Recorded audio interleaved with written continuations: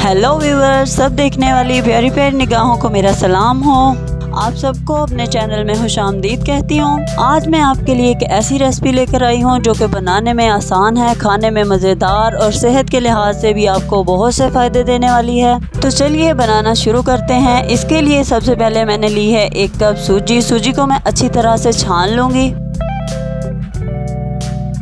सूजी को अच्छी तरह छानने के बाद अब मैं इसमें दूध डालूंगी। दूध हम इसमें 3 कप डालेंगे। 1 कप सूजी ली थी तो इसमें 3 कप दूध जाएगा। दूध आप किसी तरह का भी ले सकते हैं, चाहे कच्चा लें, उबला हुआ लें या डिब्बे का, इससे कोई फ़र्क नहीं पड़ता। दूध डालकर इसको अच्छी तरह मिक्स करेंगे और ढककर आधे घंटे के लिए छोड़ देंगे।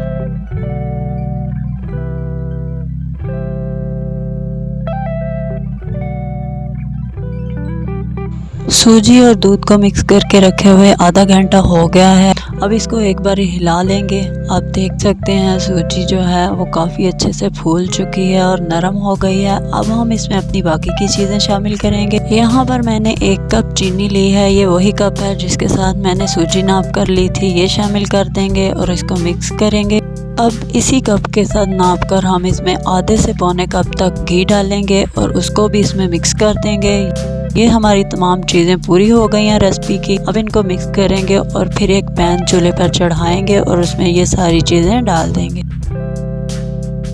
पैन चूल्हे पर रख लिया है, इसके नीचे आग जला दी है। आग को मैंने मीडियम रखा है। अब इसमें सारी चीज़ें शामिल करेंगे और इसको मुसलसल हिलाते हुए पकाएंगे। अब हमने सूजी को मुसलसल हिलाते हुए पकाना है क्योंकि ये चूल्हे पर रखने के बाद 3 से 4 मिनट में गाढ़ी होना शुरू हो जाएगी। अगर हम इसको मुसलसल हिलाएंगे नहीं तो इसमें गुठलियाँ बन जाएंगी। यहाँ मेरे पास 1 टेबलस्पून किशमिश पड़ी हुई थी तो वो मैं इसमें डाल दूँगी। आपके पास अगर कोई भी ड्राई फ्रूट्स पड़े हों तो आप डाल सकते हैं।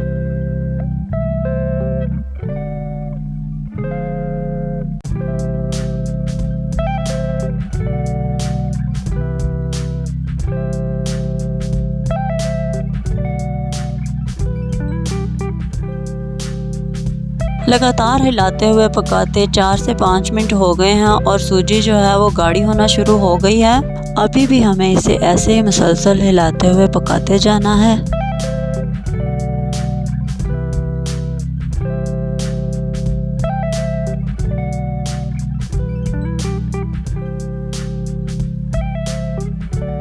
तकरीबन 10 मिनट के बाद हमारी सूजी कुछ इस तरह की हो जाएगी, लेकिन अभी भी हमने इसको मज़ीद भूनना है और इसी तरह चलाते हुए भूनते जाना है, भूनते जाना है और भूनते जाना है।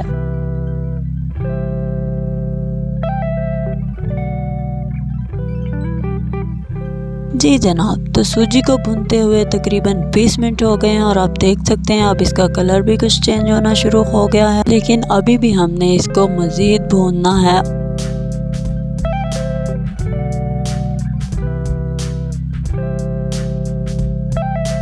जी तो प्यारे व्यूअर्स, हमें हलवे को भूनते हुए 30 से 40 मिनट हो चुके हैं और हलवे में लाइट गोल्डन सा कलर आ चुका है। अब जिनको हलवा हम क्रिस्पी नहीं पसंद और वो सॉफ्ट हलवा खाना चाहते हैं तो इस स्टेज पे चूल्हा बंद कर सकते हैं और उनका हलवा रेडी है।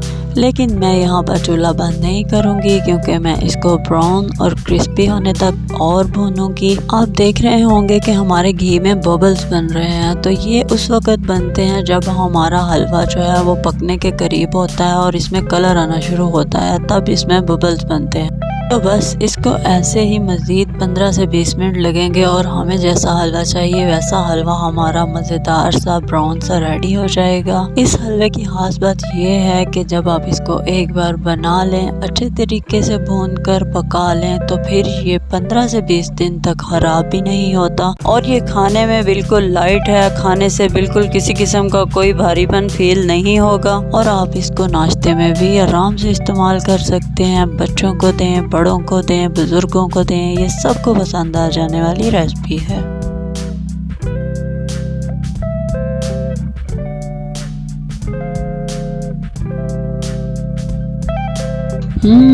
मज़ेदार। 15 से 20 मिनट मज़ीद भूनने के बाद आप देख सकते हैं कितना सा गोल्डन ब्राउन सा हमारा हलवा रेडी हो चुका है।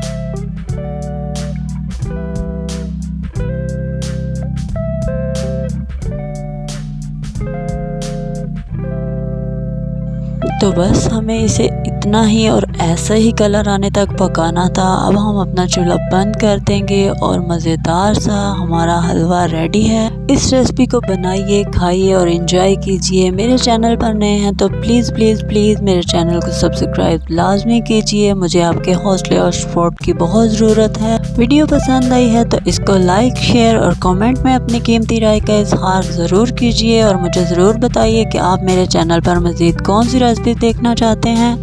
अगली रेसिपी तक के लिए मुझे इजाज़त दीजिए। अपना बहुत सा ख्याल रखिए। अल्लाह हाफिज़।